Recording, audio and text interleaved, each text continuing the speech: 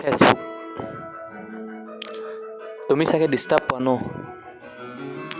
তোমাৰ লগত কথা পাতিলে তোমাক ভাল লগা কাৰণেহে লগত কথা পাতিব বিচাৰোঁ।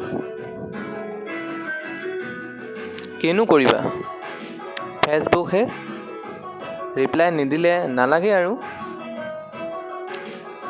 ভিক্ষা কৰি ৰিপ্লাই নিবিচাৰোঁ,